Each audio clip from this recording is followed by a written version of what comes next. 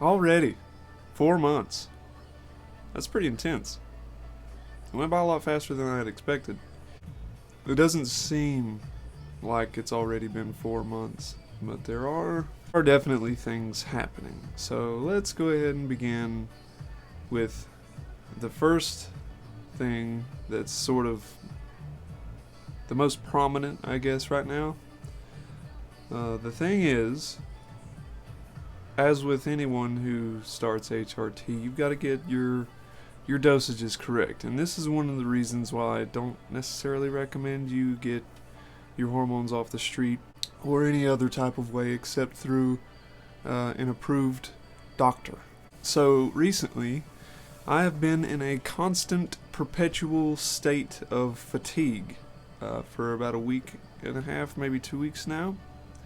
And it's because my T levels are extremely low. My estrogen levels were right where they needed to be within the female range, which is great. Which I want to touch on another point later about that. What we're going to do is, if this feeling of fatigue persists, we're going to adjust the dosage of spironolactone. Currently I'm taking 150 milligrams. I take 100 in the morning and 50 around 5 p.m. So we're going to adjust that if it stays this way. Now, the thing I wanted to mention too was I've seen only about 2 people who, like 4 or 5, 6 months in, can already fill an A cup or a B cup or something crazy like that at less than a half of a year on hormones, which blows my mind. It's crazy. But once my boobs started to grow, they became sore and tender, as with pretty much everyone else. And I noticed that before we upped my dose of estrogen to 6 milligrams, that soreness sort of subsided slightly. It began, I don't know if it was because I got used to it or if it was actually sort of calming down a bit. But now, after starting 6 milligrams of estrogen a day, they've become even more so sore than they did at the most sore moment then, which is clearly indicative that they're growing again. I mean, still, obviously they're still growing, yes, but it may mean they're growing faster. I don't know. I'm hoping that's the case, because so far I do have some boobage. But as I've said multiple times in my hormone updates, it's not enough. It's not enough to talk about. There's no bragging rights there for sure. And I feel like at maybe at the 6-month mark I could do like a timeline or something. It's just there's no reason to do a timeline for breast development if they haven't truly developed yet. I mean, there's clearly, like, up here and like upper chest, you know, it's much softer, and there's like some padding of boob, but most of it is down here, like on the side and underneath. I've got a sort of a broad chest, so I think without a breast augmentation, the hormones themselves are going to have a hard time connecting here, and like it may need to be helped a little bit by some surgical intervention. But if I take what I have now and squish them together, I do have cleavage, so that's exciting. So far, a lot of people have commented like,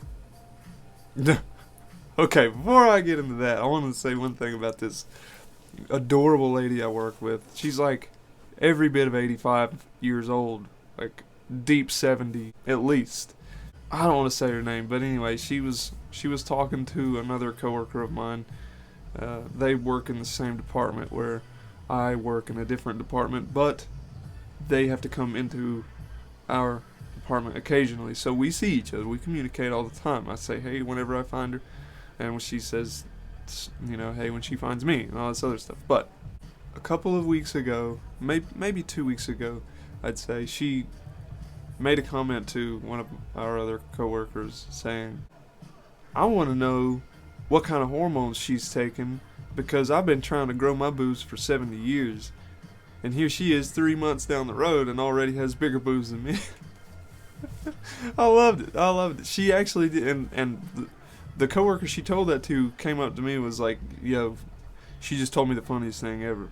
You gotta hear it. So I was waiting for her to come up because she did say that she was going to come up to me and ask me. And she did. She asked what name I preferred and if it was okay for her to call me Laura. And of course I said yes. I mean, that's what I want. That's the ultimate goal. But she was so polite about it, and it's such a breath of fresh air to see someone from that generation be that open-minded. It's a beautiful thing. She's got a great soul about her. She's like, I think, one of 8 children in her family, so she's got 7 brothers and sisters. And I think she said she was the only one left alive. It's kind of morbid, but whatever. She said that. I thought that was pretty funny. Other than my boobs becoming slightly more sore and the whole like fatigue thing, there's really no other changes so far. And I thought, you know, with these monthly incremental updates that I would have more to speak on, but I just don't. It's a very slow, drawn out process. I'm glad I'm this far in, and I can't wait to be a year in, and then 2 years in, and then 3 years in. It's becoming normal now for people to use Laura instead of my old name.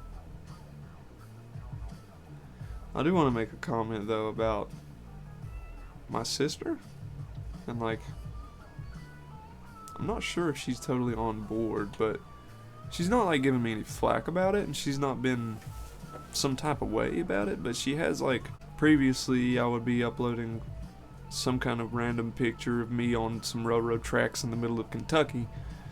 She would like that picture, you know, maybe send a comment on it. But so far, once I came out on Facebook, every single selfie that I've posted, she hasn't liked one of them. She also doesn't really engage in texting or snapping like we used to. So, unfortunately, I'm not entirely sure if she's on board, which, what do you do, you know? I guess all it's gonna take is time for her to adjust, for her to understand that this isn't just like something that I thought I wanted, it's something that I needed. And really for her to just get used to the whole change, because it does affect everyone around me. It's been a great 4 months though. I couldn't have asked for better. There's constant pressure on me to be who I want to be, and I feel that. I feel the pressure that women are put under to look pretty and feel pretty as well, because if you fuck up your eyeliner, you know it's fucked up. You can tell, and it's gonna bother you all day. If you do a poor job, then you know you're subpar to what you're capable of doing and what other people are capable of doing. There's a whole other topic of outfits, but we won't get into that. My skin was soft since like the first month. My body hair slowed its growth since like the second month. My hair doesn't grow any faster, my nails don't grow any faster, my voice isn't going to change. I'm getting laser, so that's another thing. Like, this weekend, Saturday, I've got another laser appointment. It's my 3rd one, which I'll make a video on that as well. I usually do. I feel like also I'm sort of getting like the hourglass figure is taking shape. Like my hips are becoming wider, my chest is becoming larger, and my waist is slimming. I have measurements from December and January and February as well, and over those 3 months, it is creating sort of an hourglass type figure. So that's exciting. It's really about the only things that are going on right now. Sorry, I've been kind of absent. You know, I want to do the whole YouTube thing, but with my job and the hours that I have to work, on days that I work, I can't do anything except come home, clean up, and go to bed. Maybe eat. Sometimes I don't even have time for that.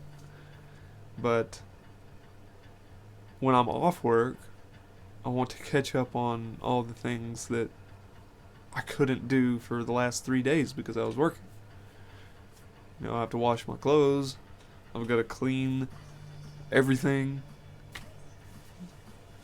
It's just a lot to do, so there's not really much time for YouTube. And vlog style isn't fun to me. I feel like it's just a burden. If someone else was vlogging me, then that would be great, but that's not exactly... It's not feasible. It's not how that works either. But I know this isn't very educational for everybody, but this is what's happening to me, so I hope you've at least sort of enjoyed watching this one. And I don't know about you, but I've definitely noticed an improvement on my makeup skills and style, I guess, since my first video. And probably in a year from now, I'm going to look back at this video and be like, wow, you needed some work, sis. But it's all good. I'm here for it. I'm living it. Hope everybody has a great day. Talk to you later. Bye.